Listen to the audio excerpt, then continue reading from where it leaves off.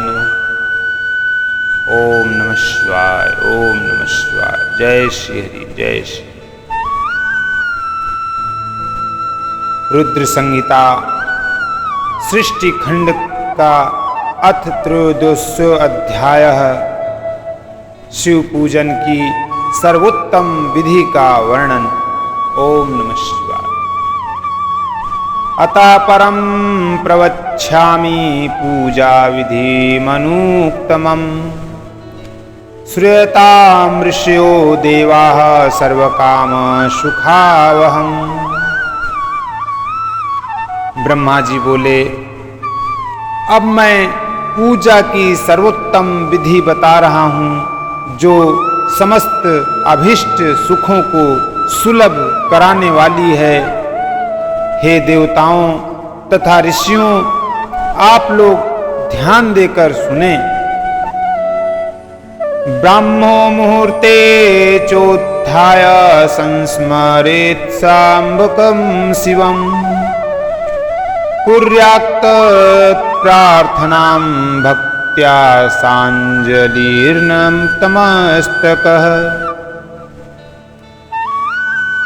उपासक को चाहिए कि वह ब्रह्म मुहूर्त में उठकर जगदम्बा पार्वती सहित भगवान शिव का स्मरण करे तथा हाथ जोड़ मस्तक झुकाकर भक्ति पूर्वक उनसे इस प्रकार प्रार्थना करे। उत्तिष्ठोत्तिष्ठ देवेश उत्तिष्ठ हृदयेशय उत्तिष्ठ त्वमुमा स्वामीन् ब्रह्माण्डे मण्डलं कुरु। जनामि धर्म न च मे प्रवृत्ति जरानाम्यधर्म न च मे निर्वृत्ति। त्वया महादेव हृदय स्थितेन यथा नियुक्तो अस्मि तथा करोमि।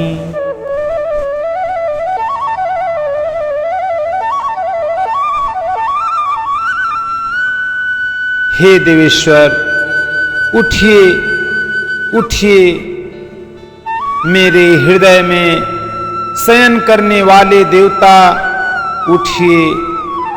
हे उमाकांत उठिए और ब्रह्मांड में सबका मंगल कीजिए। मैं धर्म को जानता हूँ किंतु मेरी उसमें प्रवृत्ति नहीं होती। मैं अधर्म को जानता हूँ परंतु मैं उससे दूर नहीं हो पाता। हे महादेव, आप मेरे हृदय में स्थित होकर मुझे जैसी प्रेरणा देते हैं वैसा ही मैं करता हूँ। इत्युक्त्वा वचनं भक्त्या स्मृत्वा च गुरुपादके बहिर्गच्छे दक्षिणासां त्यागार्थ मलमूत्रयोः। भक्ति पूर्वक यह वचन कहकर और गुरु के चरणों का स्मरण करके गांव से बाहर दक्षिण दिशा में मलमूत्र का त्याग करने के लिए जाए। देह शुद्धिं ततः कृत्वा समुज्ज्वल विशोधनैः हस्तौ पादौ च प्रक्षाल्य दंत धावनमाचरेत्। इसके बाद मिट्टी और जल से शरीर की शुद्धि करके दोनों हाथों और पैरों को धोकर दंत धावन करे। दिवानाथे त्वनुदीते कृत्वा वैदंत धावनम् मुखं षोडशवारं तु प्रक्षाल्याञ्जलिभिस्तथा। षष्ठ्यादामाश्च तिथ्यो नवम्यर्कदिने तथा।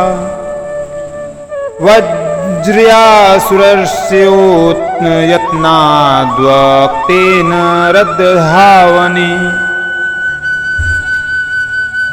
सूर्योदय होने से पहले ही दातौन करके मुंह को 16 बार जल की अंजलियों से धोए। हे देवताओं तथा ऋषियों, षष्ठी प्रतिपदा, अमावस्या और नवमी तिथियों तथा रविवार के दिन शिव भक्त को यत्न पूर्वक दातौन को त्याग देना चाहिए। यथावकाशं सुस्नायानन्दाद्विवधथवा गृहे देशकालाविरुद्धं च स्नानं कार्य नरेण च। अवकाश के अनुसार नदी आदि में जाकर अथवा घर में ही भली भांति स्नान करे। मनुष्य को देश और काल के विरुद्ध स्नान नहीं करना चाहिए। रवेर दिने तथा श्राद्रे संक्रांतौ ग्रहणे तथा महादाने तथा तीर्थे ह्युपवास दिने तथा अशौचेऽप्यथवा प्राप्ते न स्नान अस्नाया दुष्णवारिणा यथा सर्भिमुखं स्नायात् तीर्थादौ भक्तिमान् नर। रविवार, श्राद्ध, संक्रांति, ग्रहण, महादान, तीर्थ, उपवास दिवस अथवा शौच प्राप्त होने पर मनुष्य गर्म जल से स्नान न करे। शिव भक्ति से युक्त मनुष्य तीर्थ आदि में प्रवाह के सन्मुख होकर स्नान करे। तैलाभ्यंगम च कुर्वित वारा दृष्ट्वा क्रमेण च नित्यं भ्यंग के चैव वासितं वा न दूषितम्। जो नहाने के पहले तेल लगाना चाहे उसे विहित एवं निषिद्ध दिनों का विचार करके ही तैलाभ्यंग करना चाहिए। जो प्रतिदिन नियम पूर्वक तेल लगाता हो उसके लिए किसी भी दिन तैलाभ्यंग करना दोषपूर्ण नहीं है। अथवा जो तेल इत्र आदि से वासित हो उसका लगाना किसी भी दिन दूषित नहीं है। श्राद्धे च ग्रहणे चैवोपवासे प्रतिपद्दिने अथवा सार्षपं तैलं न दुष्येद ग्रहणं विना। श्राद्ध, ग्रहण, उपवास और प्रतिपदा के दिन तेल नहीं लगाना चाहिए। सरसों का तेल ग्रहण को छोड़कर किसी भी दिन दूषित नहीं होता। देशं कालं विचार्य स्नानं कुर्याद् यथा विधि उत्तराभिमुखश्रैव प्राणमुखो अप्यथवा पुनः। इस तरह देश काल का विचार करके ही विधि पूर्वक स्नान करे। स्नान के समय अपने मुख को उत्तर अथवा पूर्व की ओर रखना चाहिए। उच्छिष्टेनैव वस्त्रेण न स्नायात् कदाचन शुद्ध वस्त्रेण स स्नायात् द्वेव स्मृतिपूर्वकम्। उच्छिष्ट वस्त्र धारण करके स्नान कभी न करे। शुद्ध वस्त्र धारण करके इष्ट देव का स्मरण करते हुए स्नान करना चाहिए। परधार्य च नोच्छिष्ट रात्रो च विर्धितं च यत् तेन स्नानं तथा कार्य छालिन्तं च परित्यजेत। जिस वस्त्र को दूसरे ने धारण किया हो तथा जिसे स्वयं रात में धारण किया गया हो, उससे तभी स्नान किया जा सकता है जब उसे धो लिया गया हो। तर्पणं च ततः कार्य देवर्षि पितृतृप्तिदम् धौतवस्त्रं ततो धार्य पुनराचमनं चरेत। इसके पश्चात देवताओं, ऋषियों तथा पितरों को तृप्ति देने वाला तर्पण करना चाहिए। उसके बाद धुला हुआ वस्त्र पहने और आचमन करे।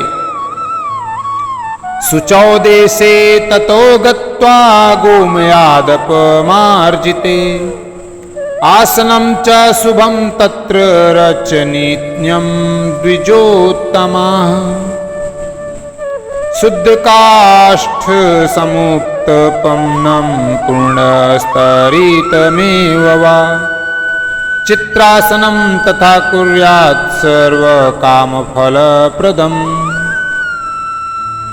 हे श्रेष्ठ द्विजों, तदंतर गोबर आदि से लीप पोत कर स्वच्छ किए हुए शुद्ध स्थान में जाकर वहां सुंदर आसन की व्यवस्था करे।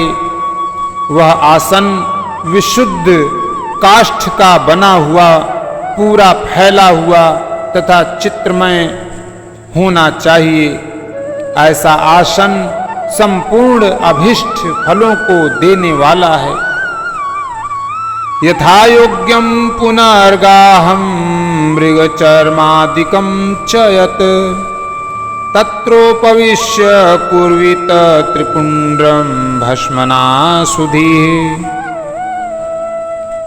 उसके ऊपर बिछाने के लिए यथा योग्य मृग चर्म आदि ग्रहण करे।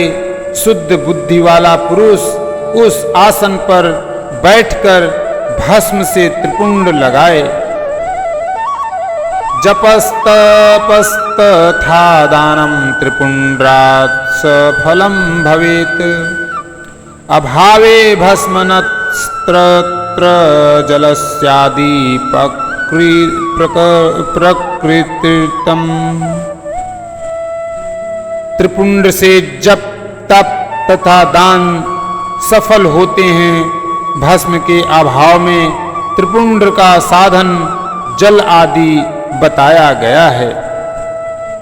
एवं कृत्वा त्रिपुंड्रं च रुद्राच्छान्धारयेन्नरः संपाद च स्वकं कर्म पुनराराधयेच्छुवम्।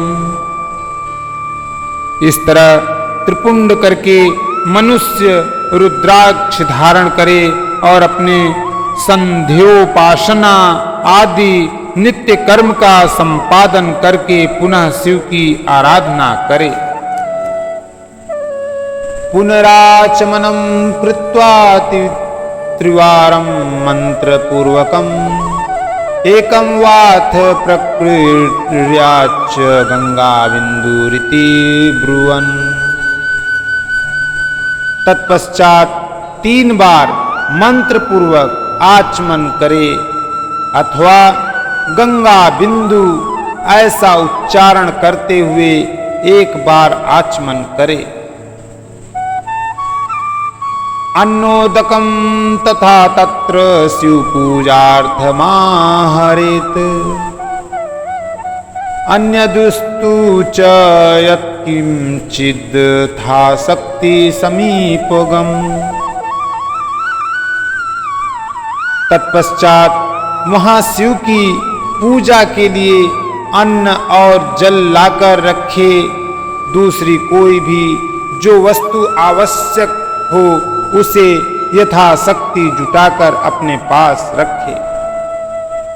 कृत्वा स्थेयं च तत्रैव धैर्यमास्थाय वै पुनः अर्घपात्रं तथा चैकं जलगन्धाच्छतैरुतं दक्षिणांसे तथा स्थाप्य मुपचारस्य क्लुप्तये गुरोश्च स्मरणं कृत्वा तदनुज्ञामवाप्य च संकल्पं विधिवत् कृत्वा कामनां च नियुज्य वै पूजेत् परया भक्त्या शिवं सपरिवारकम्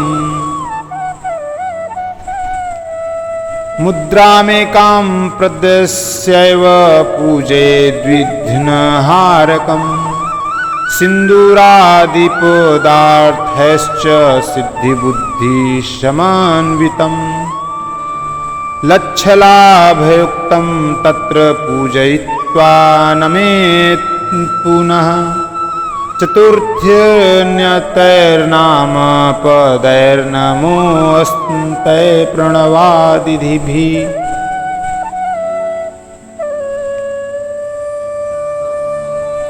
इस प्रकार पूजन सामग्री का संग्रह करके वहां धैर्य धारण करके जल, गंध और अक्षत से युक्त एक अर्ध्य पात्र लेकर उसे दाहिने भाग में रखे। उससे उपचार की सिद्धि होती है। फिर गुरु का स्मरण करके उनकी आज्ञा लेकर विधिवत सकाम संकल्प करके पराभक्ति से सब परिवार शिव का पूजन करे। एक मुद्रा दिखाकर सिंदूर आदि उपचारों द्वारा सिद्धि बुद्धि सहित विघ्नहारी गणेश का पूजन करे। लक्ष्य और लाभ से युक्त गणेश जी का पूजन करके उनके नाम के दाही में आदि में प्रणव तथा अंत में नमः जोड़कर नाम के साथ चतुर्थी विभक्ति का प्रयोग करते हुए नमस्कार करे। यथा ओम गणपतये नमः अथवा ओम लच्छलाभयुताय सिद्धि बुद्धि सहिताय गणपतये नमः। क्षमाप्ययनं तदा देवं भ्रात्रा चैव समान्वितं पूजेत् परया भक्त्या नमस्कृत्यात् पुनः पुनः। तदंतर उनसे क्षमा प्रार्थना करके पुनः भाई कार्तिकेय सहित गणेश जी का पराभक्ति से पूजन करके उन्हें बारंबार नमस्कार करें। द्वारपालं सदा द्वारी तिष्ठन्तं च महोदरं पूजयित्वा ततः पश्चात् पूजयेद्विरिञ्जां सतीं। तत्पश्चात सदा द्वार पर खड़े रहने वाले महोदर का पूजन करके सती साध्वी गिरिराज नंदिनी उमा की पूजा करे। चंदनैः कुकुमैश्चैव धूपैर्दीपैरनेकशः नैवेद्यैर्विविधैश्चैव पूजयित्वा ततः शिवं नमस्कृत्य पुनस्तत्र गच्छेच्च शिवसन्निधौ। यदि गेहे पार्थिवी वा हैमी वा राजती तथा धातुजन्यां तथैवान्यां वार्दां वा प्रकल्पयेत्। नमस्कृत्य पुनस्तां च पूजयेद्वक्ति तत्परः। तस्यां तु पूजितायां वै सर्वे स्युः पूजितास्तथा।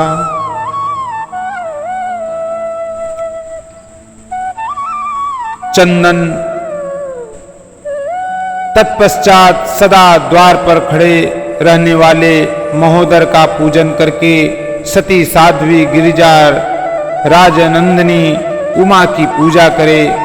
चंदन कुकुम तथा धूप दीप आदि अनेक उपचारों तथा नाना प्रकार के नैवेद्यों से शिवा का पूजन करके नमस्कार करने के पश्चात साधक शिव जी के समीप जाए। यथासंभव अपने घर में मिट्टी, सोना, चांदी, धातु या अन्य द्रव्य, पारे आदि की शिव प्रतिमा बनाए और उसे नमस्कार करके भक्ति परायण होकर पूजा करे। उसकी पूजा हो जाने पर सभी देवता पूजित हो जाते हैं। स्थापयेच्च मृदालिंगम विधाय विधि पूर्वकम कर्तव्यम सर्वथा तत्र नियमाः स्वगृहे स्थितयः प्राण प्रतिष्ठां कुर्वीत भूत शुद्धिं विधाय च। मिट्टी का शिवलिंग बनाकर विधि पूर्वक उसकी स्थापना करे। अपने घर में रहने वाले लोगों को स्थापना संबंधी सभी नियमों का सर्वथा पालन करना चाहिए। भूत शुद्धि करके प्राण प्रतिष्ठा करे। दिक्पालान् पूजयेत् तत्र स्थापयित्वा शिवालये गृहे शिव सदा पूज्यो मूलमन्त्राभियोगतः। शिवालय में दिक्पालों की भी स्थापना करके उनकी पूजा करे। घर में सदा मूल मंत्र का प्रयोग करके शिव की पूजा करनी चाहिए। तत्र तु द्वारपालानां नियमो नास्ति सर्वथा गृहे लिंगम च यत् पूज्यं तस्मिन् सर्वप्रतिष्ठितम्। घर में द्वारपालों के पूजन का सर्वथा नियम नहीं है, क्योंकि घर में जिस शिवलिंग की पूजा की जाती है उसमें सभी देवता प्रतिष्ठित रहते हैं। पूजा काले च सांगम वै परिवारेण संयुक्तम आवाहम पूजे द्वेवम नियमो अत्र न विद्यते। घर पर होने वाली शिव की पूजा के समय अंगों सहित तथा सपरिवार उन सदाशिव का आवाहन करके पूजन किया जाए, ऐसा कोई नियम नहीं है। शिवस्य सन्धि कृत्वा श्वासनं परिकल्पयेत् उदरं मुखस्य दासि स्थित्वा पुनराचमनं चरेत्। भगवान शिव के समीप ही अपने लिए आसन की व्यवस्था करे। उस समय उत्तराभिमुख बैठकर आचमन करे। पच्छाल्य हस्तौ पश्चाद्वये प्राणायाम प्रकल्पयेत् मूल मंत्रेण तत्रैव दशार्वत्र नयेन्नरः। उसके बाद दोनों हाथों का प्रक्षालन करके प्राणायाम करे। प्राणायाम काल में मनुष्य को मूल मंत्र की 10 आवृत्तियां करनी चाहिए। पंचमुद्राः प्रकल्तव्याः पूजावश्यं करे स्थिता एता मुद्राः प्रदश्चैव चरेत् पूजा विधिं नरः। हाथों से 5 मुद्राएं दिखाए, यह पूजा का आवश्यक अंग है। इन मुद्राओं का प्रदर्शन करके ही मनुष्य पूजा विधि का अनुसरण करे। दीपं कृत्वा तदा तत्र नमस्कारं गुरोरथ बद्ध्वा पन्दासनं तत्र भद्रासनमथापि वा उत्तानासनकं कृत्वा पर्यकासनकं तथा यथा सुखं तथा स्थित्वा प्रयोगं पुनरेव च कृत्वा पूजां पुरा जातां वट्टकेनैव तारयेत्।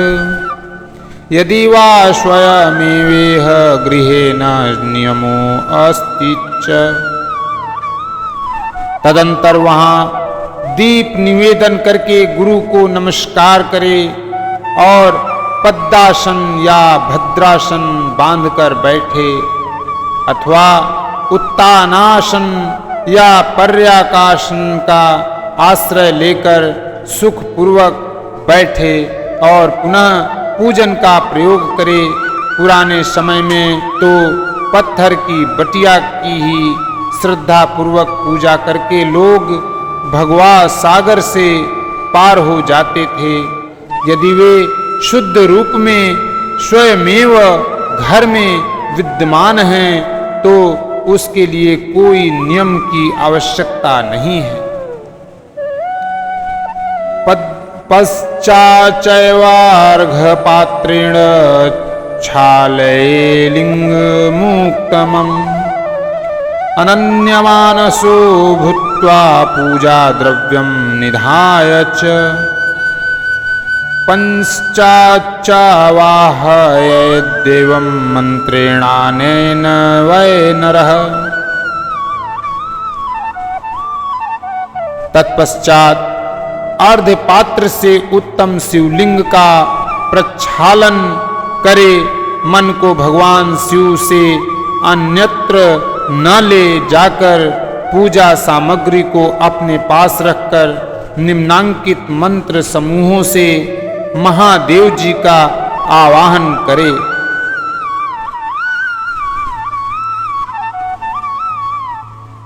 कैलास शिखरस्थं च पार्वतीपतिमुक्मम् यथोक्तरूपीणं शम्भु निर्गुणं गुणरूपीणं पंचवकां दशभुजं त्रिनेत्रं वृषभध्वजं कर्पूरगौरं दिव्यागं चंद्रमौलिं कपर्दिनं। जो कैलाश के शिखर पर निवास करते हैं, पार्वती देवी के पति हैं, समस्त देवताओं से उत्तम हैं, जिनके स्वरूप का शास्त्रों में यथावत वर्णन किया गया है, जो निर्गुण होते हुए भी गुण रूप हैं, जिनके 5 मुख 10 भुजाएं और प्रत्येक मुखमंडल में 3-3 नेत्र हैं, जिनकी ध्वजा पर वृषभ चिन्ह अंकित है, जिनके अंग की कांति कर्पूर के समान गौर है। व्याघ्रचर्मोत्तरीयं च गजचर्मांबरं शुभं वासुक्यादिपरितागं पिनाकादायुधान्वितं सिद्ध्यो अशौच यस्याग्रे नित्यन्तिह निरन्तरम्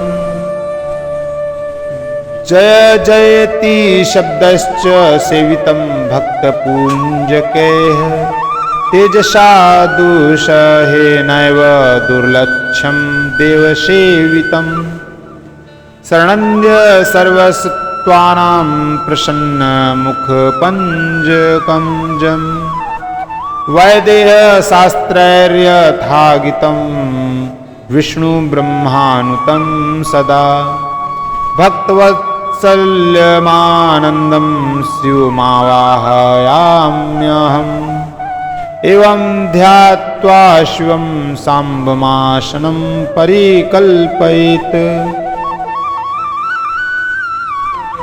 दिव्य रूपधारी चंद्रमा रूपी मुकुट से सुशोभित तथा सिर पर जटा जूट धारण करने वाले हैं, जो हाथी की खाल पहनते हैं और व्याघ्र चर्म ओढ़ते हैं, जिनका स्वरूप शुभ है, जिनके अंगों में वासुकी आदि नाग लिपटे रहते हैं, जो पिनाक आदि आयुध धारण करते हैं, जिनके आगे 8 सिद्धियां निरंतर नित्य करती रहती हैं, भक्त समुदाय जय जयकार करते हुए जिनकी सेवा में लगे रहते हैं, दुस्सह तेज के कारण जिनकी ओर देखना भी कठिन है, जो देवताओं से सेवित हैं, जो संपूर्ण प्राणियों को शरण देने वाले हैं, जिनका मुखारविंद प्रसन्नता से खिला हुआ है, वेदों और शास्त्रों ने जिनकी महिमा का अथावत गान किया है, विष्णु और ब्रह्मा भी सदा जिनकी स्तुति करते हैं, तथा जो भक्त वत्सल हैं, उन परमानंद स्वरूप शिव का मैं आवाहन करता हूँ। इस प्रकार शाम्ब शिव का ध्यान करके उनके लिए आसन दें। ओम नमः शिवाय, ओम नमः शिवाय। जय श्री हरि, जय श्रीमन्नारायण।